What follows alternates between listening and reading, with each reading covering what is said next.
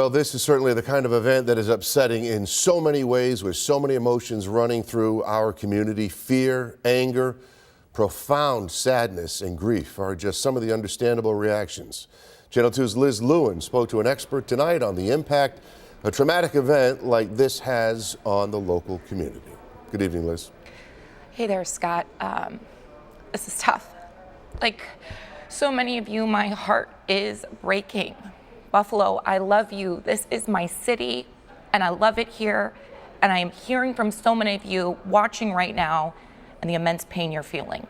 To the Black community, to my community, I see you and I hear you, and I know you're hurting, and I know it feels impossible to talk about how we're going to move forward, but I want you to know this, that we can and we will together. Asking for help is not a sign of weakness. There are resources in the community and many people who can help. There's so many people holding their breath right now. Anger, pain, frustration, confusion.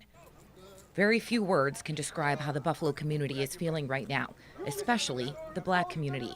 While some people are processing their emotions, many are still in a cloud of darkness, just trying to figure them out. There's going to be so many emotions that people may be experiencing for the first time, or trauma that might be uprooted for the first time in a long time. Giselle, what can people do today? Breathe. Breathe. Giselle Stokes was born and raised in Buffalo and has worked as a mental health practitioner for over a decade. She's the owner of the Mindful Institute, LLC.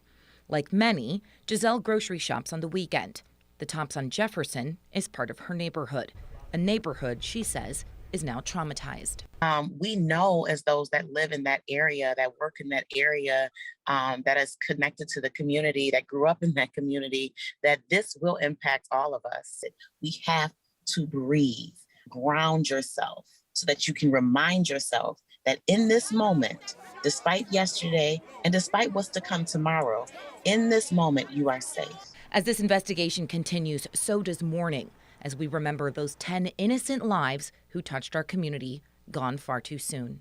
Right? We need to speak with compassion.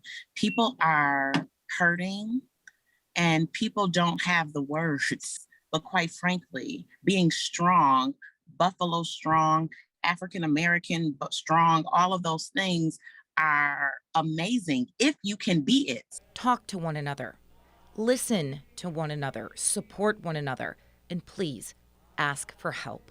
They're having mental health counseling at Johnny B. Wiley Stadium at Jefferson and Bess all day today until 9 p.m. and tomorrow as well.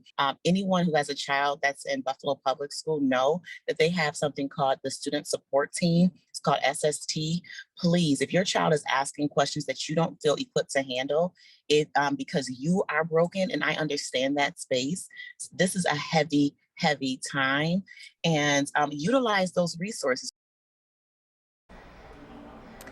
Yes, got a lot of tips there. And also, please just tell those that you love them.